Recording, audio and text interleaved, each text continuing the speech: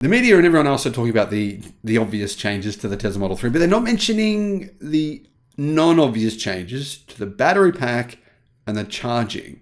Stick around, and at the end of the video, or you can fast forward to the end of the video, I'll reveal what I think's really going on with the new Model 3. The new Tesla Model 3 is the most luxurious car that Tesla has ever made, in my opinion. And in fact, it really is a luxury car when you consider what Tesla's priority and focus was for the car. What the changes they've made in order to get the experience to be nicer, quieter, smoother, more comfortable. Here are the changes to the Model 3, and here's what I think is going on. I don't think Tesla has actually told us all that much. It's told us a bunch of different changes to suspension, to noise, to acoustics, to the actual speakers, but it didn't tell us what it made, what changes it made to the car structurally. Hello, my friends. Welcome to the channel. Great to see you. Thank you for tuning in. I'm Sam Evans. You're watching the Electric Viking. Right now, you can actually order the new Tesla Model 3 in Europe, in Australia, and in China. In the US, not yet. Other places, I'm going to guess, will come soon. Now, if you order now in Australia, you'll get the car in January. Now, there's some closer delivery dates in European countries, but yeah, Australia, January. Well, what's going on with the United States? Why have they not started selling it yet? Well, obviously, the Fremont factory are a bit slower than the factory in Shanghai in China at getting the ramp up going for the new Model 3. But I don't think it'll be long. I think you're looking at probably a matter of weeks before you can order for America. Will you get it this year? Looks like no. You get it probably January or February next year once orders go live for the North American market. Now, there's some obvious changes. You've probably already seen some of the changes so far. One thing that's really obvious that's different to the previous model is the digital screen in the back of the car, much like the digital screen for the Model S and the X that they have for the passengers at the back. That's a screen that you can basically change the car's climate control. You can change the sound system. You can change a bunch of things, but you can also play games, watch videos, etc. It's got an 8-inch screen for the rear drivers in the back. That's one obvious change. Other obvious changes, the car looks different. I think it looks significantly better. In fact, the lights remind me of the Aston Martin DB9, I think it's called, the newest version of the cheaper Aston Martin. Now, I'm not saying the car looks like an Aston Martin by any stretch of the imagination. It doesn't clearly, but those lights at the front look a little bit like that. Overall, I think it's a big styling improvement. And as you can see, the car does definitely look different. Tesla is saying it has more range, approximately 5% more range for both versions, standard range and the long range models. Ranges will be different in the US, I believe. Obviously, the EPA numbers are different to other numbers, WLTP, CLTC, etc. However, approximate range increases are 5%. Now, we've seen different comments here. This is getting very confusing for people. There's range on Australia's website for the Tesla. Right now, it says the range has increased to 511 kilometers for the standard range model, up from about 490 before. And the range for the long range model has increased from 602 kilometers to 629 kilometers. So it's gone up by 27 kilometers for the long range, and it's also gone up by 22 kilometers for the standard range. Tesla says that the only reason the range has improved is because the aerodynamics of the car are better. 5% range improvement from better aerodynamics. I don't think the car looks different enough for that to be true. I think the battery packs have been changed to the new battery packs, whether it's either the new LFP pack from CATL that's much better at dealing with cold weather and has 4C fast charging, and I'll explain why it's likely to be that battery pack in a minute, or it's the M3P battery that we've been talking about, CATL's lithium iron phosphate ternary battery, hybrid battery basically, that has manganese in the cathode and has therefore higher energy density. Now, both of these battery packs are made by CATL. It's very unlikely Tesla will be using old battery technology from CATL in January of next year, which is when these cars will be arriving, considering the fact that both of these batteries are mass manufactured this year. It doesn't make sense. That does not add up. And it does not add up to say that the battery pack is the same and somehow Tesla's getting 5% more range simply by making a bumper change. That's just ridiculous. I think that Tesla wants you to believe that, because Tesla almost never discloses what's really going on underneath the car. They never really talk about what's happening with the battery pack changes, motor changes. They say the motors haven't been changed. That sounds likely considering the 0 to 60 mile per hour times are exactly the same. 6.1 seconds for the standard range and 4.4 seconds for the long range model, times the same as the previous model. So what actually has happened here? Tesla has changed the batteries, but they never mention this. They never say, hey, guys, we're now using BYD Blade batteries in the Model Y in Germany, in Europe. They never say we're using LFP versus this. This sort of stuff is just never mentioned by Tesla. The most likely scenario here, I believe, is what I've been saying for a while now, which is the battery packs, the chemistry is different. The actual cells in the cars has been reduced. That's the most likely scenario, in my opinion. But I could be wrong. What do you think? Let me know in the comments what you think. I just think if anyone believes really that putting a new bumper on the car is going to improve your range by 5%, I think that's a Disney-like fanciful nonsense. That's not really going to happen in the real world. Anyway, what else about the car has changed? Is it actually a better car in general? From what I can tell, it's an incredibly better car. This is, anyone calling this a refresh, it's not a refresh, absolutely not. Tesla's saying they've changed 50% of the parts in the car. Some of the biggest changes that I can see are things like the suspension, new suspension geometry, new suspension mounting points, new dampers, new springs, new tires. The tires are meant to have more actual sidewall cushioning. That's a big change. The comfort in the car sounds like it's going to be a huge improvement over the existing Model 3. That in itself is a really good upgrade, but I think the upgrade to the acoustics of the car could be just as important. Now, Tesla do have acoustic glass on the current Model 3. The front windows are acoustic glass, and so is the front windscreen. The rear windows and the rear actual window itself, as in the rear part of the car, that's not. So now every panel of glass on the car has acoustic windscreen, has acoustic glass. Big improvement there. What does that mean? Noise in terms of the actual noise you hear in the car, Tesla say will be around about 30% lower. Wind noise about 30% lower. Noise from other vehicles about 30% lower. And so Tesla's gone, well, you know what? You're going to hear more in the car. So let's put a better sound system in it. Tesla sound systems have received the best reviews of any cars that I've seen from the mainstream media. When I say mainstream media, I'm talking mainstream automotive media. Tesla sound systems are phenomenal. It's probably the most positive aspect of their cars, according to the mainstream media, which I find a bit odd, but that's what they say. Really, really good sound systems. I've heard they're Bang & Olufsen. Anyhow, big improvements. The new sound system in the long-range version has 3 more speakers, an additional subwoofer, and an additional amplifier. Now it's got 17 speakers. The standard range version, that's been improved as well. I believe that's got 2 additional speakers. It's got about half the number of speakers. Both of them will sound excellent. I don't really see the need in having 2 subwoofers, which is what the long range has, but that's what it has. So the sound is going to be amazing. So when you're buying the difference between the 2 cars, if you're buying the long range version, you're not just getting a bigger battery pack and more range. You're also getting a much better sound system. And of course, you're getting more power. And that extra power is, I mean, it's nice. A pretty significant difference if you think about it. 6.1 seconds versus 4.4 seconds to do 62 miles an hour, 100 kilometers an hour. Quite a difference. Is that enough to upgrade? Well, the prices have increased. So in America, I'm going to guess we don't know what the prices are yet. In Europe, the price for the standard range model is around $1,000 more expensive than the existing model. In Australia, the price has gone up back to the original price for the Model 3 from about, 12 months ago. $61,000 for the standard range model and $71,000 for the long range model. So prices have jumped up by about $4,000 for each model. Is it worth it? 100%. This car is easily worth an additional $4,000.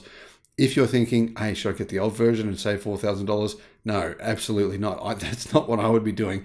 I highly recommend you don't do that. I think you'll find when the media gets this car, start reviewing it, they're going to say, yeah, the old one's nowhere near as good as this. So I definitely would be warning you against doing that. Now, if you're going to buy one secondhand, different story. You know, you're going to maybe save more money than that, then it's worth considering, absolutely. Now, there's a few other things that it's worth mentioning about this car. What's the estimated range for North America? Estimated is 300 miles EPA for the standard range model and 370 miles EPA for the long range model. Now, there's some other improvements, though, that we need to talk about. First of all, there's no steering wheel stalks, none. When you want to indicate, you press a button on the steering wheel. So basically you got your hands, say 10 and 2, and then the buttons are on the steering wheel, depending on what country you're in, right or left. Anyway, you see what I'm saying? You press a button when you want to go right, you press a button when you want to go left. So that's how that works, instead of there being a stalk. I don't think this is actually controversial. People are losing their minds over this feature. I've seen hundreds of comments already. People just blowing their tops, saying they can't handle this. And it's strange how human beings struggle with the tiniest of things sometimes, isn't it? I think most people don't care about this, but a lot of people, like I said, are just going ballistic about that. Now, what else has changed? Ventilated seats. That's a pretty good improvement if you live somewhere hot. If you live in California, you live in Texas, if you live in Australia, for example, if you live in Southeast Asia, Thailand, by the way, you guys are going to get this model as well. It's going to be a big difference to your comfort, having ventilated seats. One other difference I noted as well that might be a good improvement is the Bluetooth performance. There's an additional Bluetooth point in the car. So now apparently when you're connecting the car via phone, talking on the phone, you'll get a better signal for Bluetooth talking for, in fact, not just for that, but also for connecting any Bluetooth devices. Plus, it connects better to the Tesla phone app. You can get more range on your phone app. So there's a few improvements there. Wi-Fi has been improved as well. Another change, it's got a larger rear trunk. It's up to 594 litres from 561. So the rear trunk has improved in size by about 5%. I've got no idea how Tesla have done that. That's probably, though, I suspect, got something to do with gigacastings. Now, we believe this car is now using gigacastings and structural battery packs, much in the same way that the Tesla Model Y did, or does, I should say. That could have freed up some space in the boot. So the boot space is actually pretty big. It's the actual biggest boot space of a car this size, a sedan this size, for any sedan that I'm aware of. I've not seen a sedan with this much space. And if you combine this boot space with the front space, you're getting quite a bit of storage in what is a car that looks like it wouldn't have that much storage space. Another change. Obviously, the interior looks different, and it is, in a good way. I think the interior looks much nicer than before. They've gotten rid of the wood, simpler dashboard, but you can customize it. Because there's a strip of LED lights running all the way across the dash, you can customize the lighting in your car, and I'm going to guess everyone will have their own color to make the car look a little bit different. That's one nice change. Plus, there's also a new screen, which has much better resolution. Brightness has improved. The nits, I'm guessing, have improved. I don't know from what to what, but we definitely know there's an improvement in the screen. Apparently, the screen size has gone from 15-inch to 15.4-inch. So that should make it easier to view when there's sun coming into the car and when it's, daytime and you're wanting to use that screen. Big change to the brightness of the screen. So one thing I forgot to mention, the steering wheel is actually different. So they've added, of course, the buttons for turning right, turning left, remove the stalk. I really think that is something you get used to pretty quickly. But the steering wheel itself is also different. The current steering wheel, it's like a urethane. Anyway, it's like a plasticky kind of looking steering wheel. It's okay, not too bad. But I think the new version does look nicer. It's a little bit more premium, a bit more upmarket. Plus, of course, they've also changed the seats, different seat design, plus the ventilated seating. Big improvement in terms of the seating. Okay, wheels. Now, here's an interesting idea. Tesla knows people don't like wheel covers. They think that they don't look good. So Tesla has kind of got this wheel cover solution where the wheel covers kind of covers parts of the wheel. And so the wheels still look like alloy wheels. But you do get the improvements in aerodynamic efficiency. Not having wheel covers is a pretty significant downgrade in terms of the range. Usually you're going to decrease your range by a few percent not having wheel covers. This is Tesla's sort of solution to actually people wanting the rims to still look good. 18-inch wheels come on the standard range model. 19-inch wheels come on the long range model. If you want to order bigger wheels for the standard range, you can do so. You can pay extra. I recommend you don't do that. you're going to get a lower range figure. Tesla hasn't listed that you will get a lower range figure, but you will. It's a guarantee you'll get lower range if you put 19-inch wheels on the car. Of course, the other thing you'll get is worse comfort. The comfort will be lower. There'll be less sidewall on the actual tire. So I don't recommend you do that. I've said that many times. Stick with the standard wheels and tires. 18-inch is a better option. Long-range models come standard with 19, so you don't have a choice there. But if they had 18 choice and a choice for 18s for the long range, that's what I'd be going with. Sum up basically the difference between the two cars.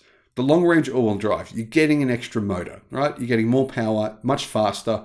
You're getting more range. You're getting about 100 kilometers more range, maybe slightly more than that, but approximately 100 kilometers more range. Plus, you're also going to get a significantly better sound system. Is that worth $10,000?